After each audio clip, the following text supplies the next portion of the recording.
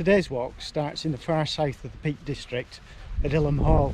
The plan is to follow the course of the River Manifold north from Ilam, keeping to the high ground to the east, down to Weag's Bridge, and then pick up the route of the old railway line.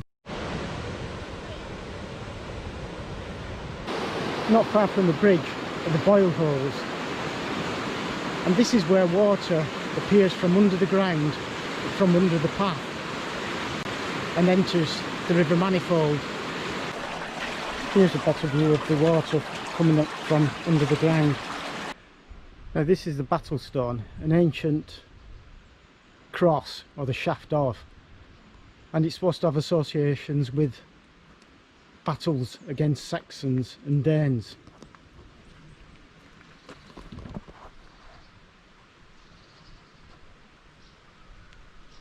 Well, this first part of the walk is just a walk along the river, which is to my left. And just here there's a footbridge over the river, which will be my return journey back.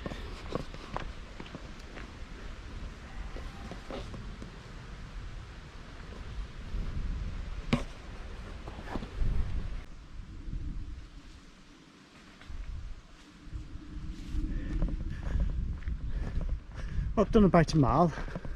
I've come to a small lane, lodge lane, and I'm going to follow this for a very short while before I leave it and start heading towards Calton Hall. Well, I've left the river and I've now climbed to the higher ground at Calton Hall to the east,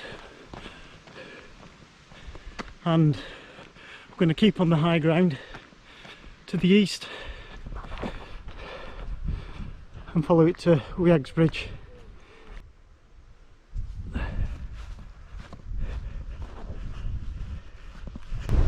To my left now is a view down towards the Manifold Valley.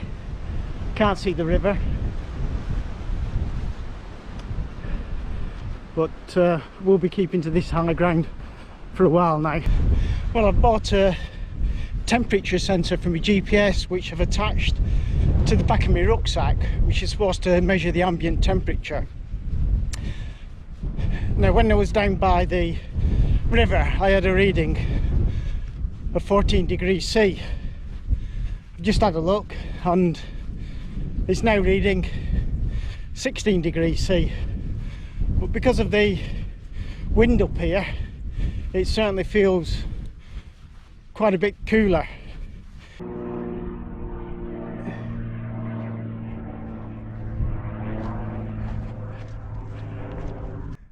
Oh, they're pretty impressive. Over to my right, marked on the map, is Highfields Mine. I assume it's a disused lead mine.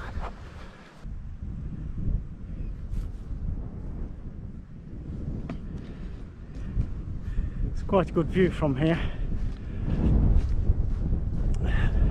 Still can't see the river. Right, I finally get a view down into the valley and I can just see the river there. Over to my right are some more disused mine workings, and these are Bincliffe mines. I'm now going to join Larkstone Lane, turn left and then head down towards the river. Well, I've just joined Larkstone Lane. I've done 3.5 miles. Temperature's now 13 degrees C, and we're about 950 feet above sea level. As I head down the lane, there's a footpath off to the left which will take me to Beeston Tor, but our aim is to carry on down the lane to the bridge, and this is where we cross the Manifold. Well, immediately after crossing the bridge we turn left and join the Manifold Way, which is the line of an old railway line. And over on to my left now you get a view of Beeston tour. This is the first information board I've seen, but we've come down this road, across the bridge, and then picked up this track, and I think we've done about 5 miles now. This part of the Manifold Way follows the River Hamps, and I'm led to believe that when the water table's low, this river will dry up, but it will still flow underground. I think these violet flowers here are called meadow cranesbill, and you find them often on verges. These thistle-like flowers are common or black knapweed.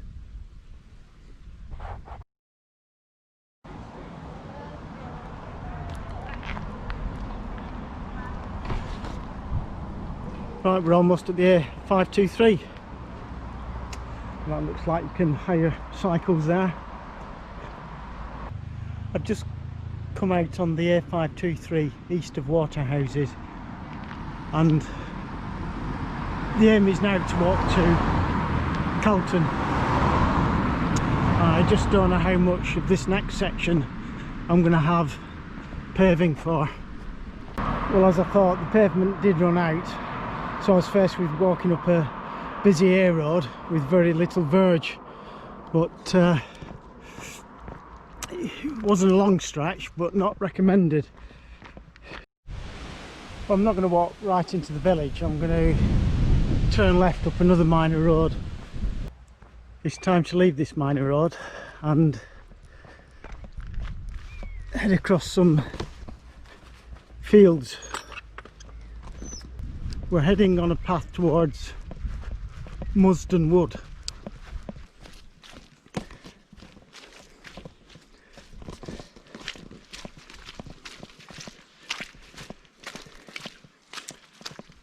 Well, this is the valley I'm heading down towards, Musden Wood. It's very muddy underfoot, and certainly higher up this little valley, a lot of the cattle had turned over the ground, which made it quite difficult walking. Well, my little gadget says it's 20 degrees C in these woods, and it feels quite mild. There's no wind down here, so yeah, it probably does feel like 20 degrees C. The farm up on the hill to the right is called Musden Grange, and over there, marked on the map, are Abbott's Banks. So I assume with names like these were once monastic lands.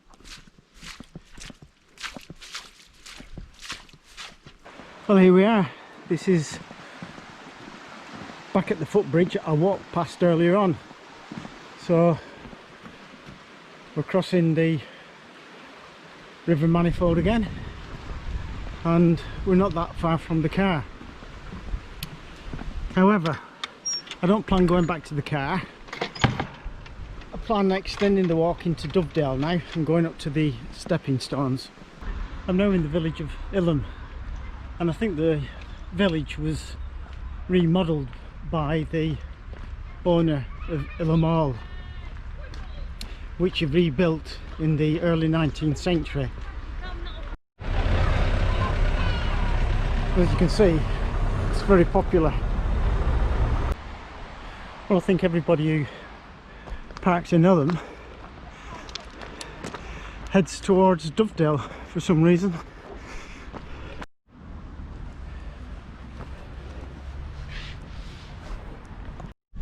That's the Isaac Walton Hotel over on my right, which I got a view to from the top of Thorpe Cloud directly ahead of me. Certainly won't be going up Thorpe Cloud today. This is the car park at Dovedale. Absolutely mental. Absolutely rammed.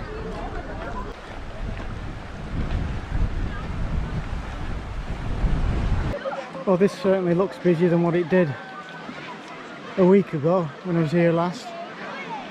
And also there's a bit more water in the river. Well, the way back is to do some of last week's route in reverse. I'm going to go up Lindale and then I'm going to head towards Thorpe. These are quaint little cottages in Thorpe. Now, to me that looks like an original Norman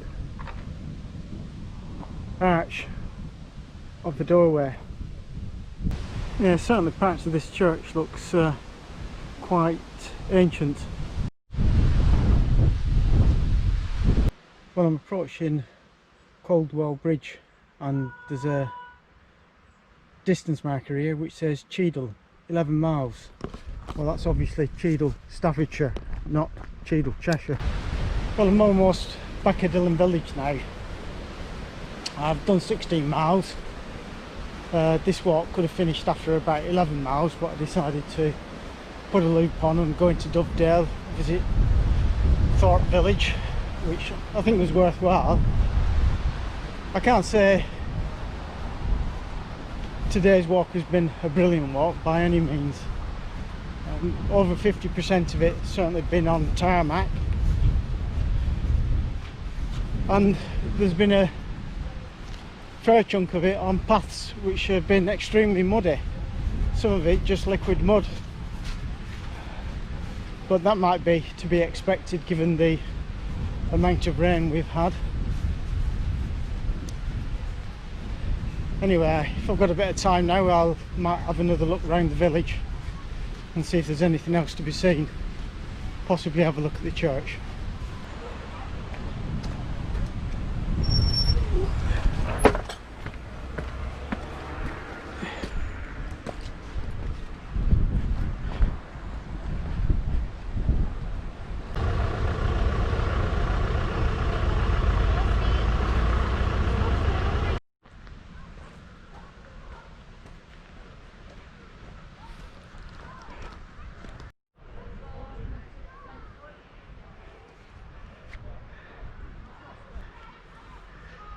Now, I don't know whether that is what remains of a Saxon cross.